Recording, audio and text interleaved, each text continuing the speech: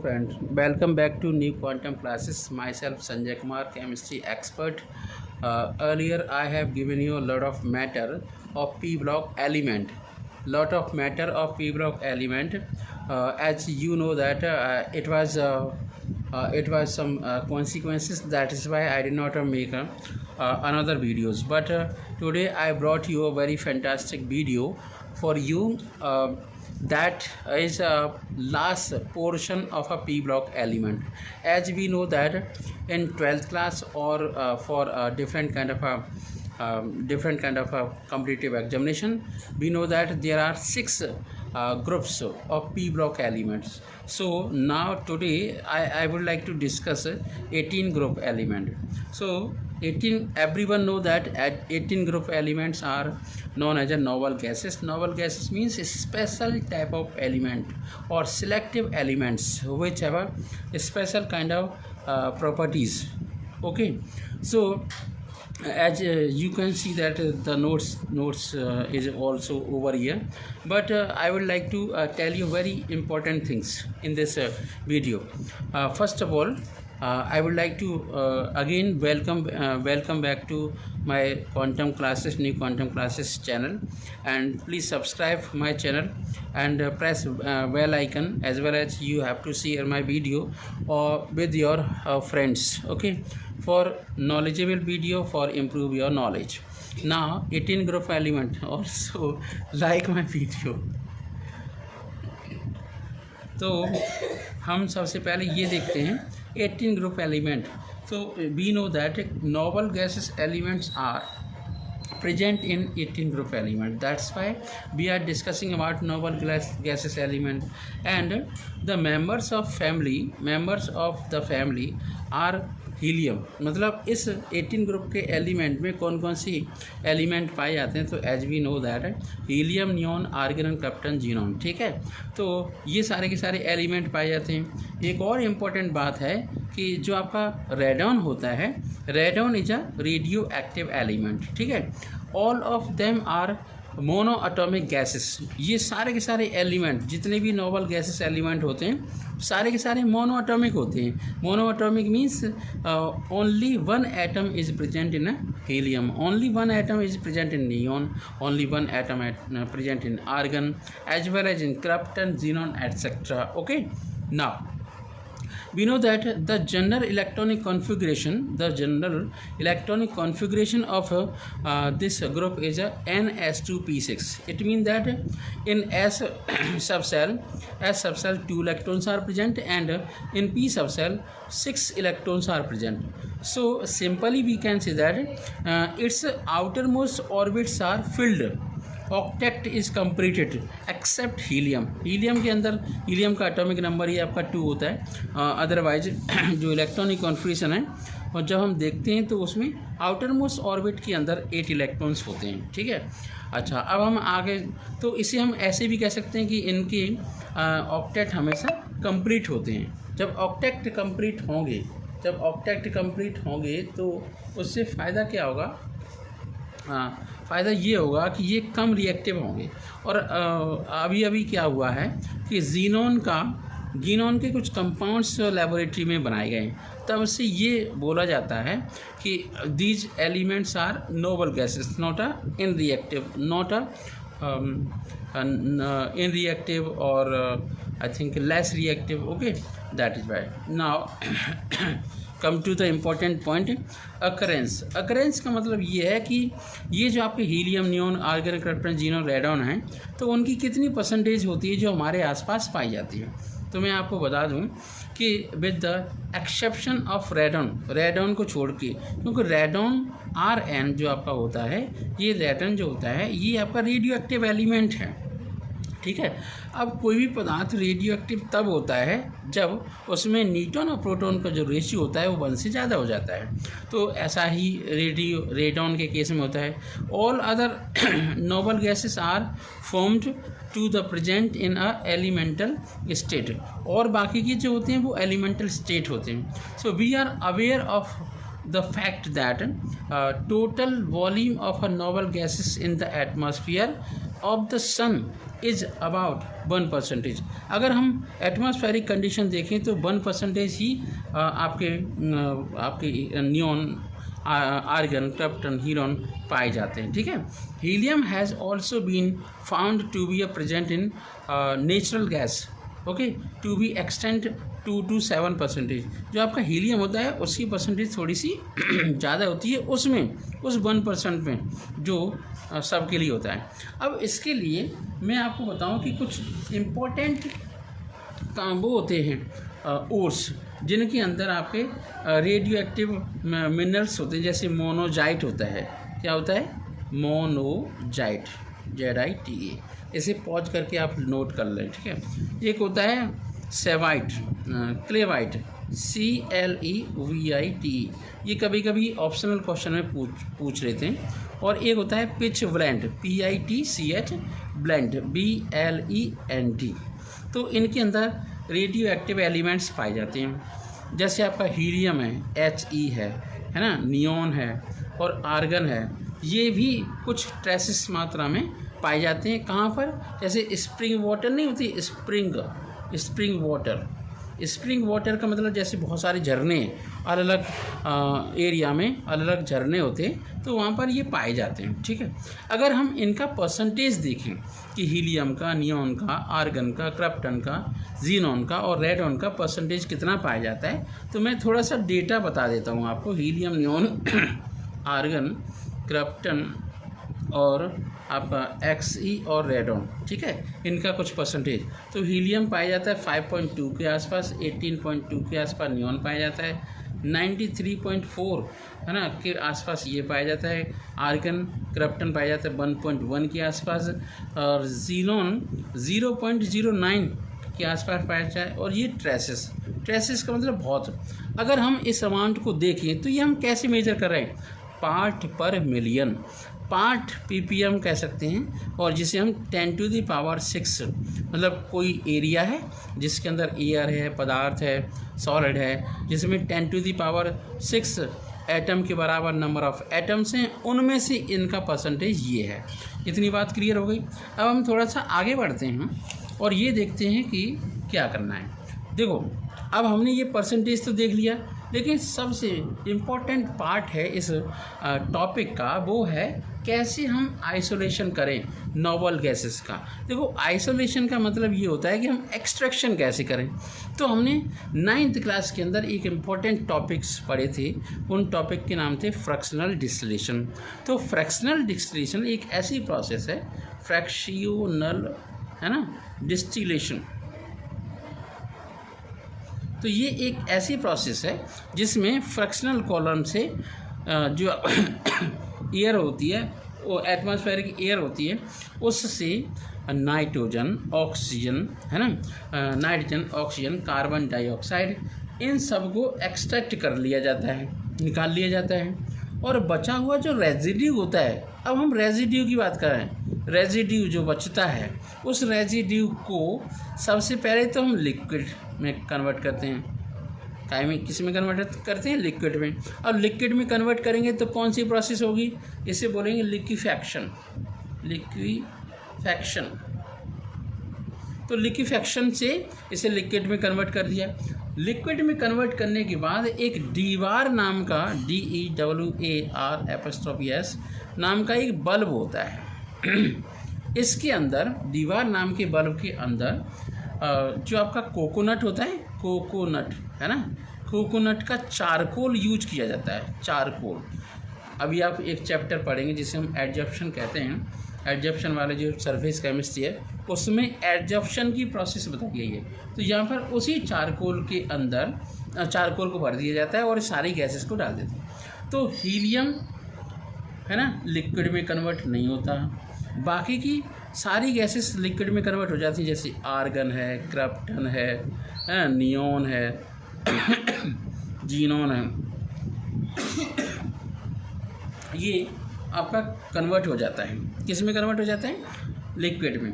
ये लिक्विड में जब कन्वर्ट हो जाता है फिर वो एडजॉर्ब हो जाता है, ADSORBE, एडजॉर्ब हो जाता है ना। तो एडजॉर्प्शन की प्रोसेस से ये उस पर जब एडजॉर्ब हो जाएगा तो फिर क्या करेंगे, हीलियम को हम बाहर निकाल देंगे, बाकी की चीज़ों को जैसे नियॉन है ना, आर्गन है, क्रिप्टन है, जीनॉन है, उन्हें हम अलग से आइसोलेट कर लेंगे।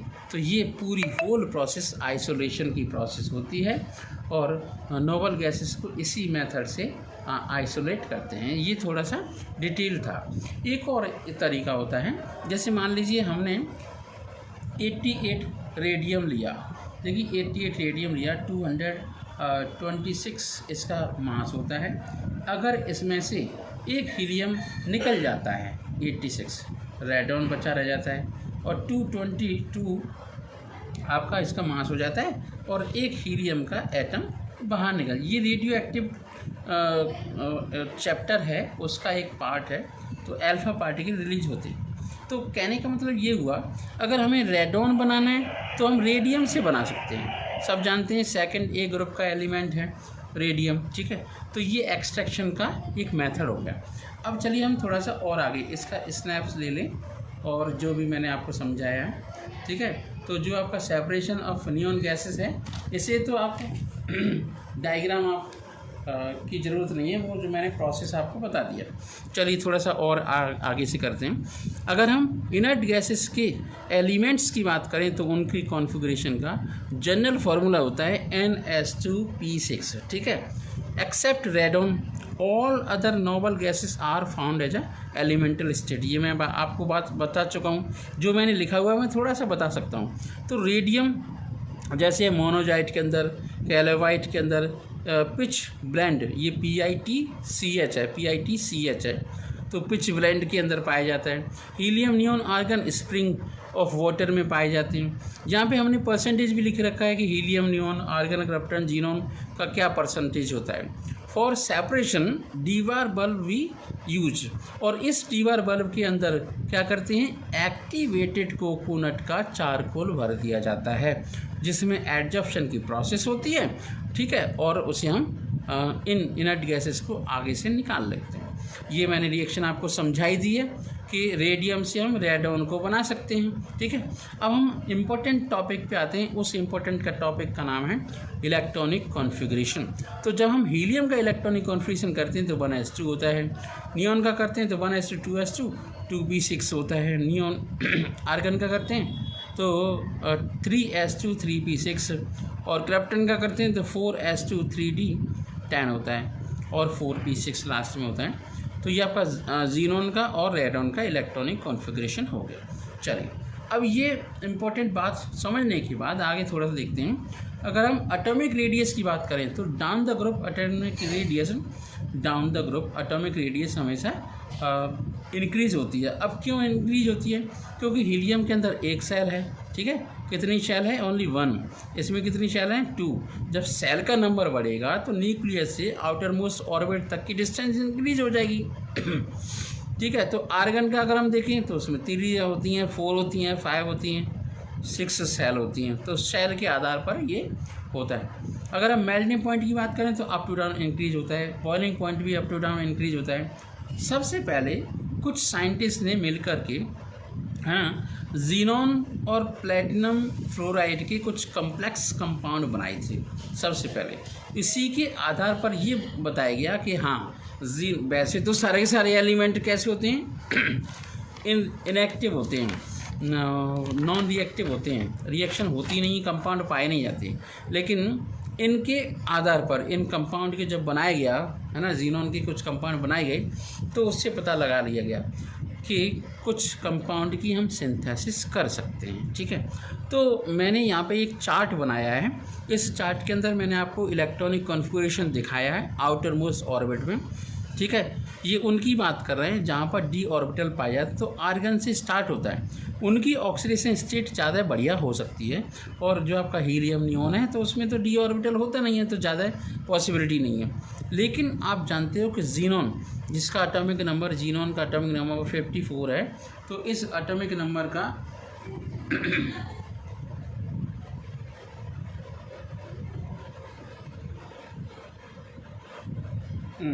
तो इसमें क्या है कि इसके ऑक्सीडेशन, अगर एक इलेक्ट्रॉन एक्साइटेड होता है तो इस केस में जीनॉन का ऑक्सीडेशन नंबर +2 होगा। 2 इलेक्ट्रॉन एक्साइटेड होते हैं तो +4 होगा, और 3 हो जाते हैं तो आपका +6 हो जाएगा। तो ये ऑक्सीडेशन स्टेट आपकी पाई जाती है, ठीक है। अब कुछ कंपाउंड को हम बना लेते हैं, उसके बाद फिर हम इनके स्ट्रक्चर्स बाद में देखेंगे और हाइब्रिडेशन चेक करेंगे।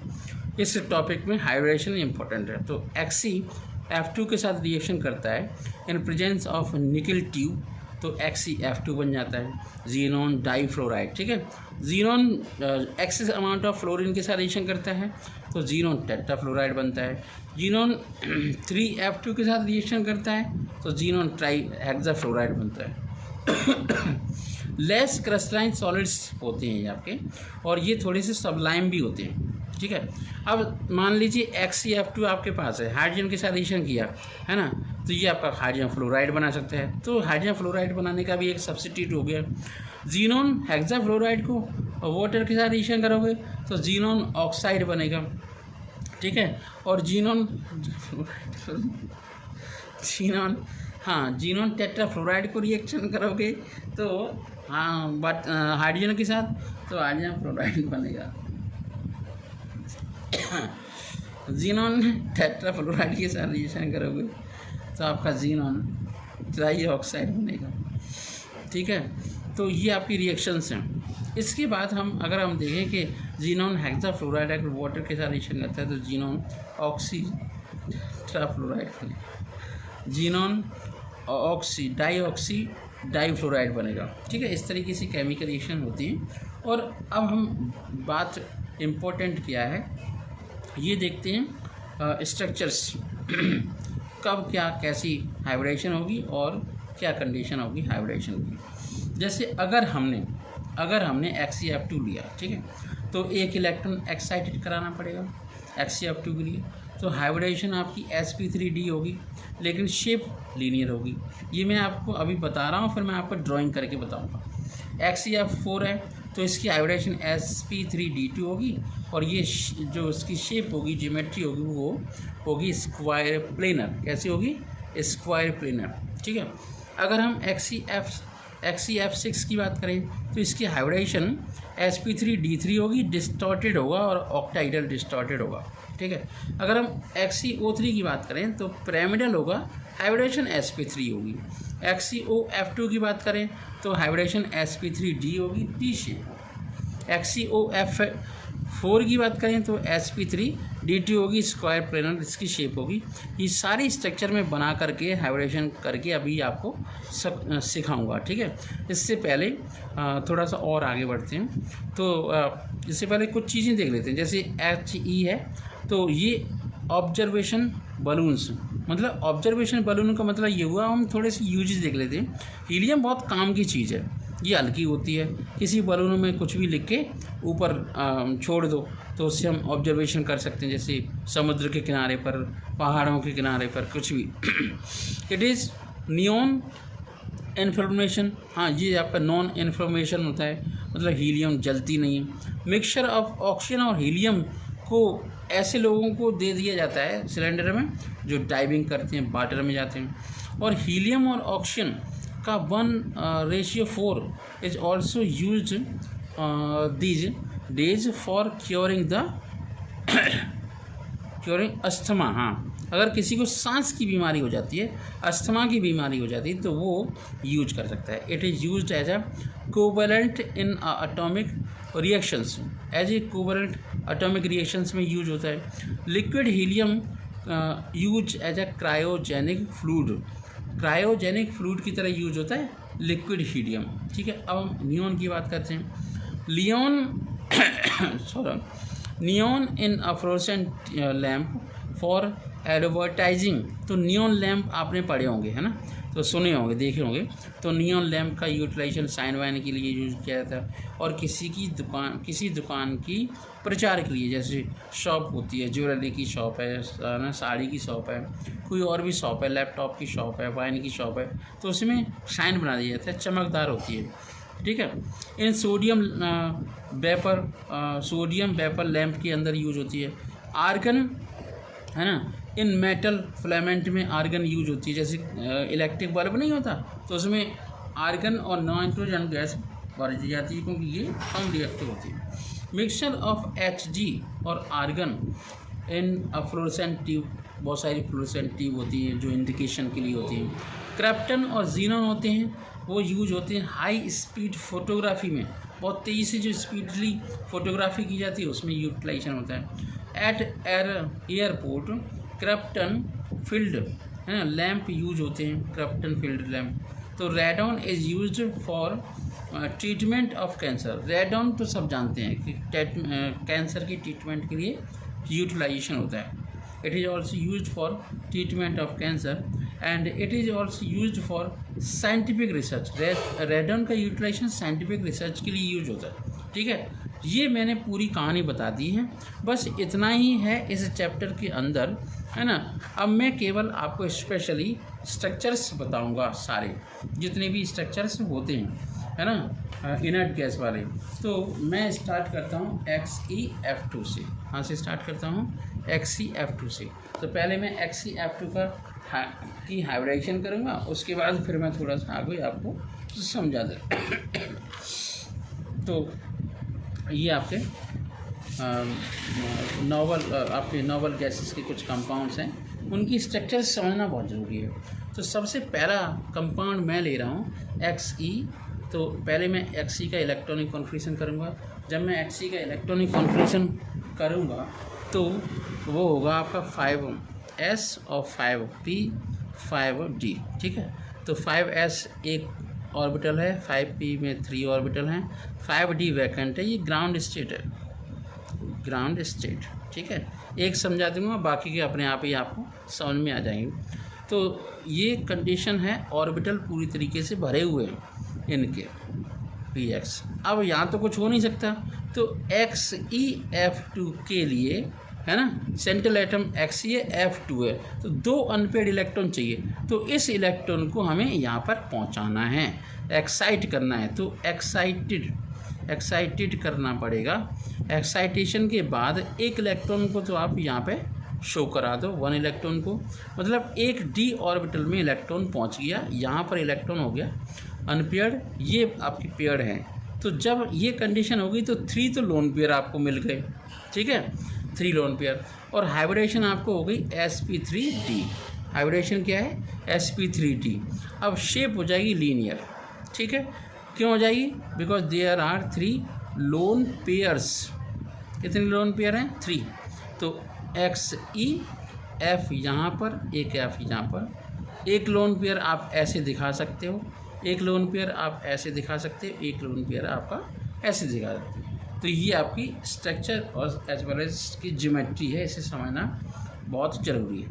बाकी के और जो आपके मॉलिक्यूल्स हैं उनकी ज्योमेट्री मैं एज ए बता देता हूँ। तो मान लीजिए आपका XeF4 है। ठीक है, तो 4 अनपेयर्ड इलेक्ट्रॉन चाहिए, अनपेयर्ड इलेक्ट्रॉन चाहिए। तो मैं केवल ऑर्बिटल ही दिखाता हूँ, बस जितने अनपेयर्ड इलेक्ट्रॉन चाहिए। तो 2 ऑर्बिटल को मैं क्या करूँगा? दिखा दूँगा। कैसा? एक्साइट करा दूँगा। तो ये आपके हो जाएंगे 4 अनपेयर्ड इलेक्ट्रॉन।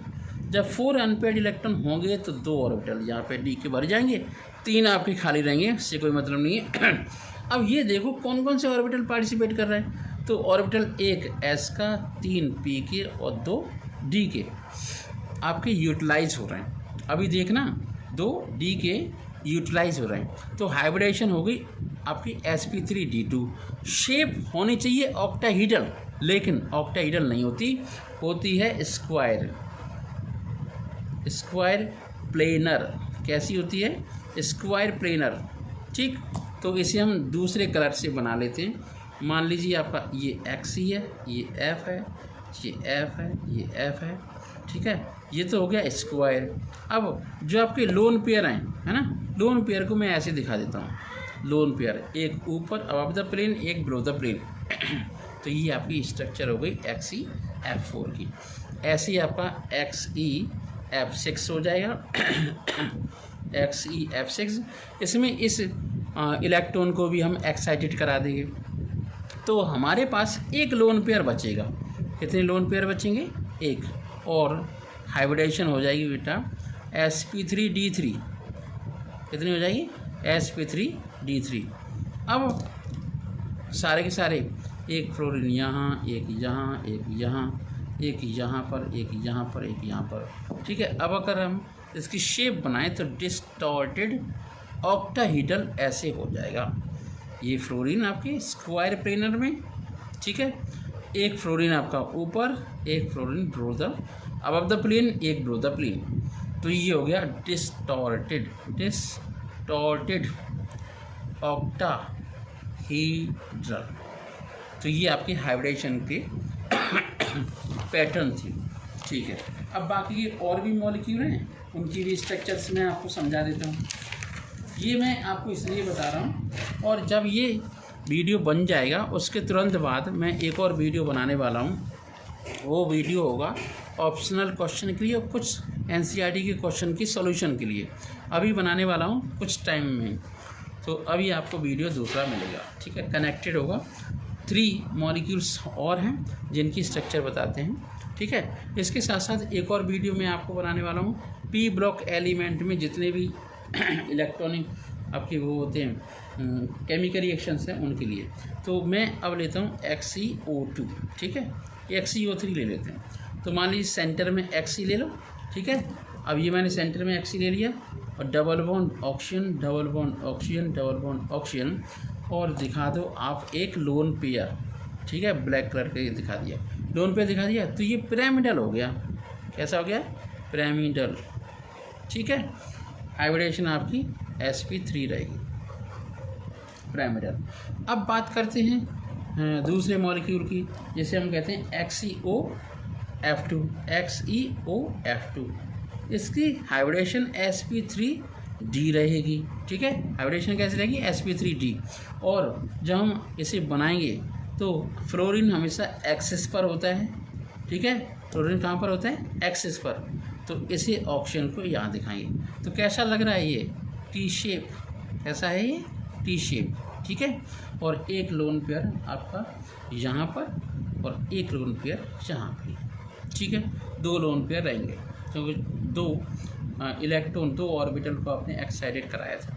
एक और बहुत इम्पोर्टेंट शेप है XeOF4। तो ये जो आपका ऑक्सीजन है, इसे डबल बॉन्ड ऑक्सीजन ऐसे मानेंगे तो देखो कैसी शेप बन गई। शेप कैसी हो गई? ये हो गई स्क्वायर पिरामिडल।